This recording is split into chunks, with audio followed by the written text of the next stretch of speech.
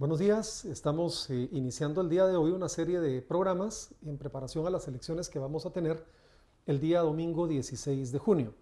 Estos tres programas están destinados para que podamos conversar sobre temas que son de interés de la ciudadanía, tres temas diferentes analizados desde la perspectiva de tres analistas diferentes. El día de hoy nos acompaña Jonathan Lemus. Jonathan es un analista político muy conocido. Ha sido un académico, es un cientista político que ha analizado los fenómenos del mundo de la política, de los partidos políticos y en general de los temas relacionados con el ambiente electoral. Jonathan, bienvenido. Muchísimas gracias por acompañarnos. Gracias, Roberto. Un gustazo. Gracias, Jonathan. El día de hoy lo que vamos a conversar es acerca de una tesis que ha sido muy comentada en el mundo académico. Es la tesis de los partidos franquicia. Este concepto apareció ya hace algún tiempo en el mundo de la academia. Ha sido muy comentado el tema de los partidos franquicia porque ayuda a explicar un poco por qué los partidos políticos son como son en Guatemala. Y el día de hoy la ventaja que tenemos es que estamos conversando justamente con el autor del concepto. Y queríamos, sobre la base de este tema, sobre el tema del partido franquicia, elaborar un poco más, Jonathan, para que los guatemaltecos y los ciudadanos que nos siguen hoy en redes puedan entender mejor por qué tenemos el sistema político que tenemos. Así que, bienvenido. Y mi primera pregunta va dirigida a qué deberíamos entender por ese concepto de partido franquicia. Pues gracias, Roberto. Básicamente, la idea del concepto de partidos franquicia es que tenemos una ley electoral que regula todo lo concerniente a la organización interna de los partidos. Entonces, la ley electoral dice el partido político tiene que tener 12 departamentos organizados en mínimo de 40 municipios.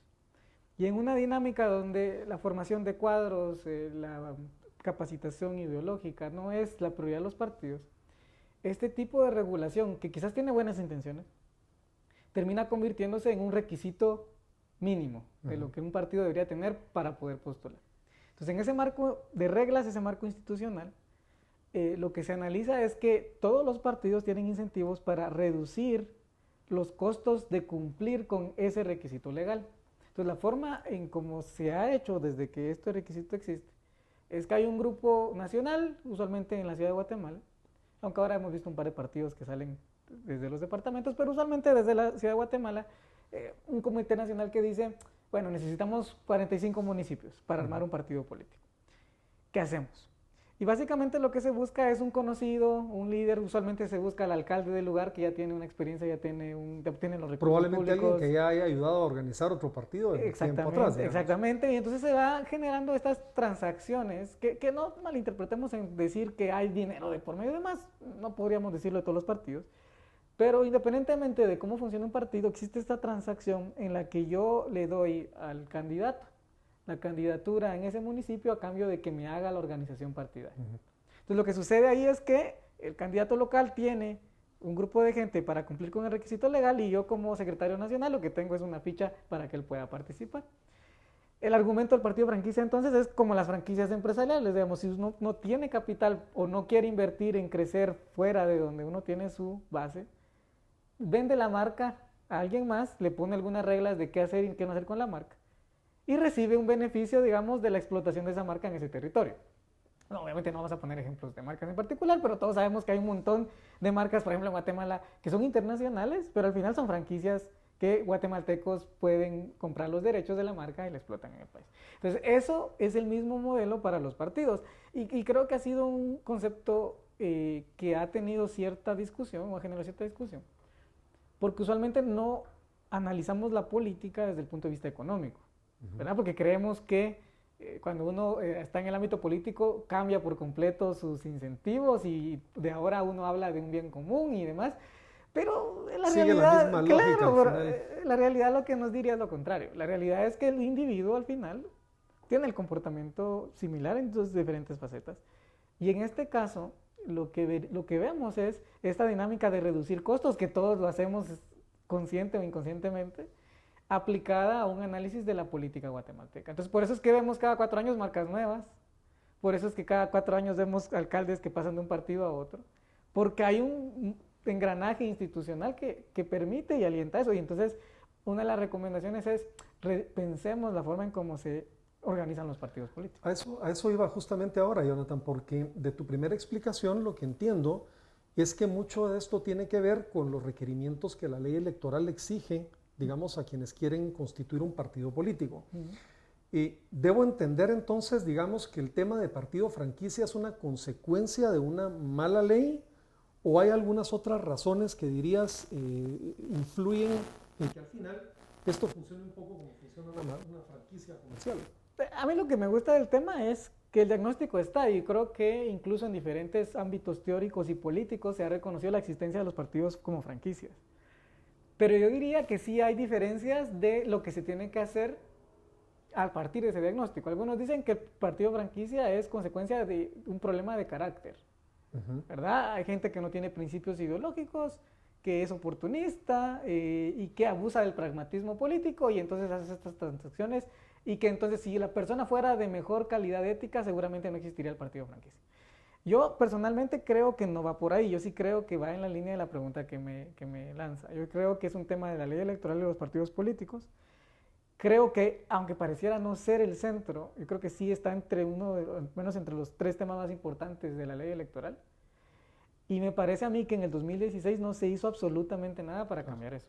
Claro. Se cambió otras cosas, que hoy vemos los resultados de un poquito la incertidumbre que generó todo este tema de la ley electoral. Pero en organización no se cambió, y mi análisis es no se cambió porque ahí está el punto central de la manera en cómo los partidos operan.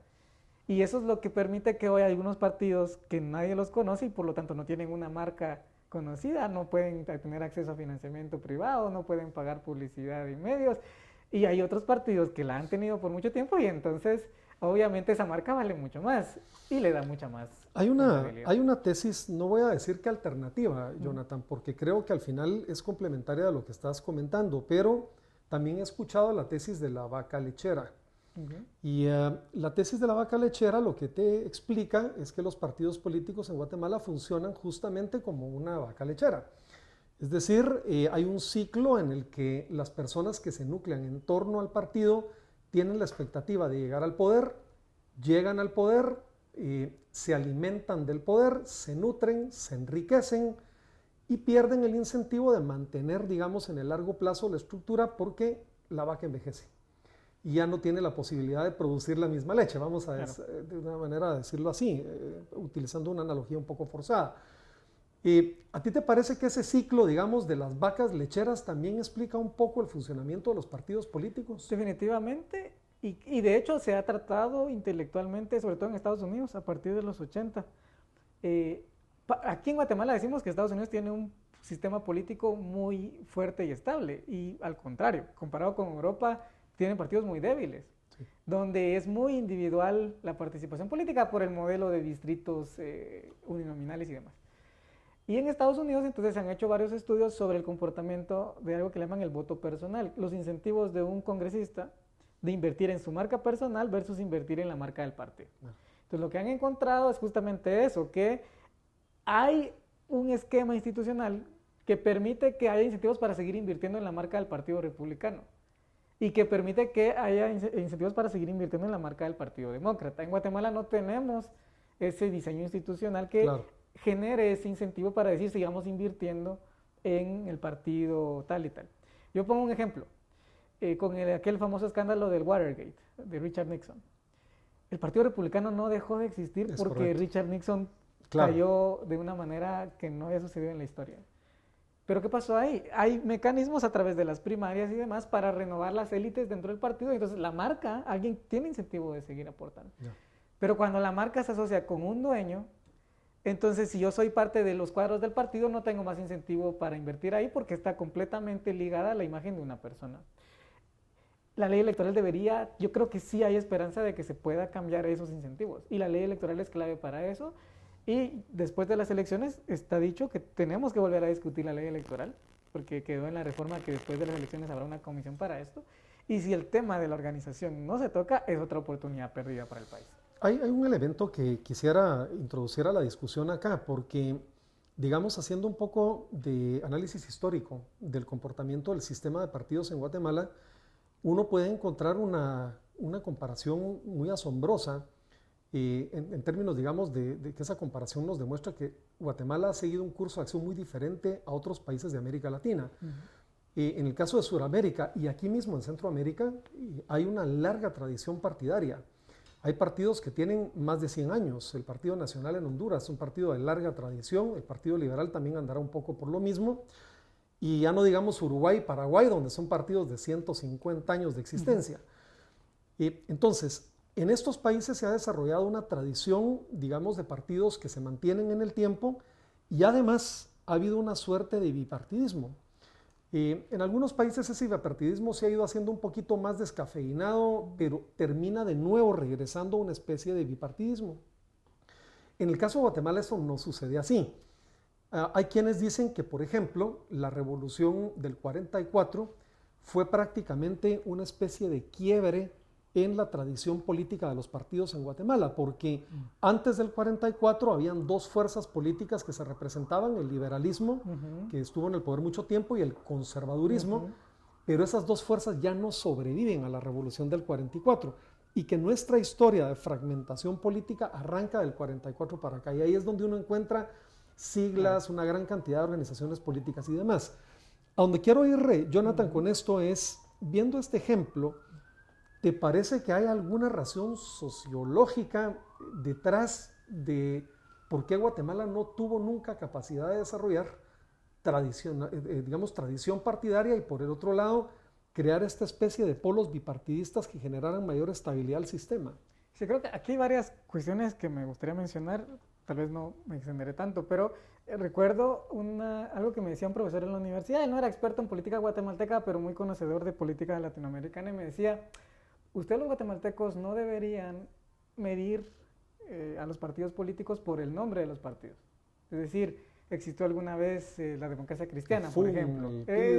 No, deberían medir los clivajes sociales, que esos sí son muy estables. Entonces, en algún momento, toda esta tradición de ahora le toca a tal y le toca a tal, sí habían ciertos patrones, digamos, de un péndulo. A veces le tocaba a un candidato que diríamos tenía una noción más anti-empresa. A veces le tocaba a un candidato un poco más pro-empresa y así nos estábamos. El quiebre que estamos teniendo hoy día es el 2015, donde toda esa estabilidad, a ver, no eran los mismos partidos, pero sí eran unas tendencias muy similares. 2015, con la crisis y demás, rompe eso. Y por esa razón es que hoy día, yo creo, estamos en un periodo de transición donde no podemos saber hacia dónde va. Como me decía también otro profesor en la universidad, tú eres politólogo, no adivino. Entonces, es bien difícil meterse a eso, pero yo sí creería que tal vez en su momento sí vamos a lograr retomar esa estabilidad de patrones de voto. Yo creo que sí los existen. El tema es que la ciencia política se enfoca en nombres de partidos. Y tal vez deberíamos estudiar grupos de la sociedad, ¿verdad? En Guatemala, que yo sí veo diferencias ideológicas importantes. Sí, seguro.